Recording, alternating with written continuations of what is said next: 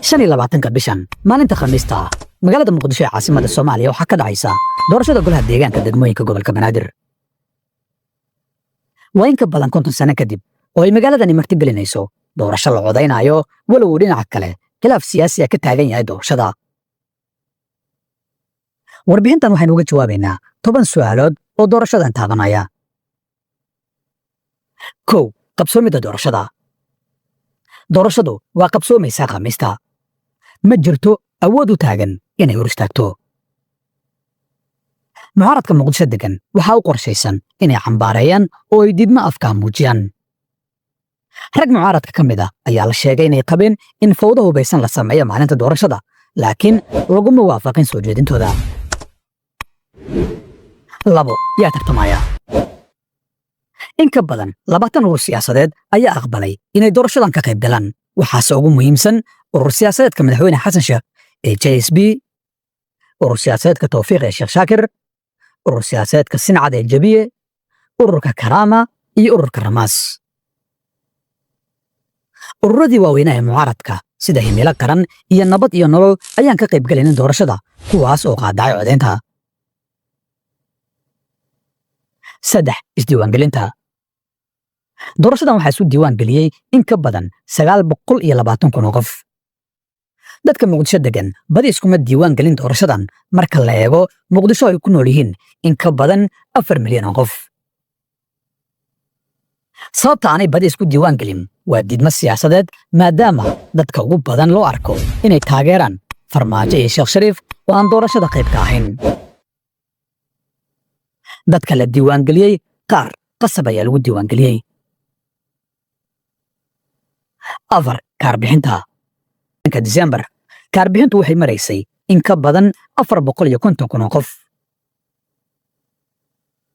maanta iyo berri ayay kaarbixintu socon kartaa sida ay noo xaqiijiyeen xubno ka tirsan guddiga doorashada, waxaana la qiyaasayaa inay kaarbixintu gaari karto ilaa 600,000 oo qof, maadaama dhowrkii maalmood ee lasoo dhaafay ay doorashadu u muuqatay inay yeelatay xiise ka duwan intii hore.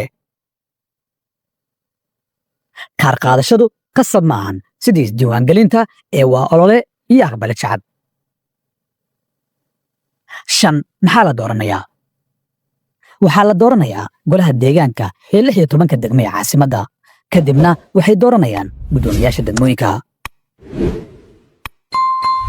doorashadan waxaa laga reebay degmooyinkii ugu dambeeyey ee magaalada Muqdisho ee la sameeyey, sida degmada Kaxda oo 12 sano ka hor degmo noqotay, iyo degmooyinka Daarusalaam, Garasbaalley iyo Gubadley oo degmooyin noqday intii lagu jiray muddaxileedkan labaad ee madaxweyne xasan sheekh. waxaa la dooranayaa doorashadan xisbiyo ee lama dooranayo shakhsiyaad. 6. doorashada duqa magaalada.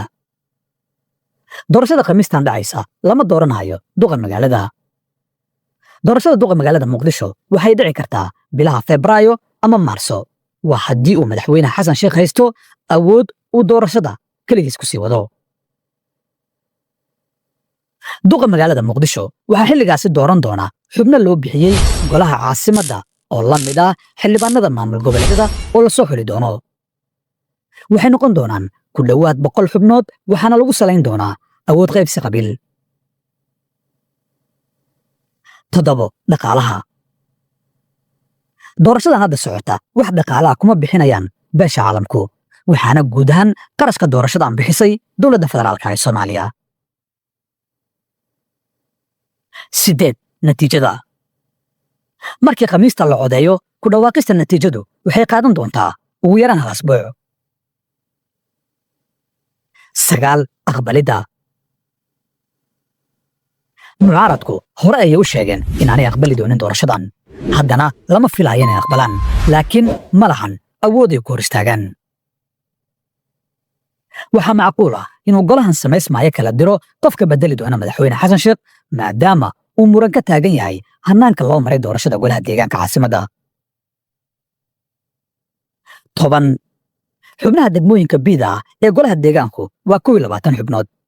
degmooyinka eedahana waa 27 xubnood, iyadoo laga codeynayo 220 xarumood oo haddii goobaha ka farcamaya la eegana noqonaysa 520 goob doorasho.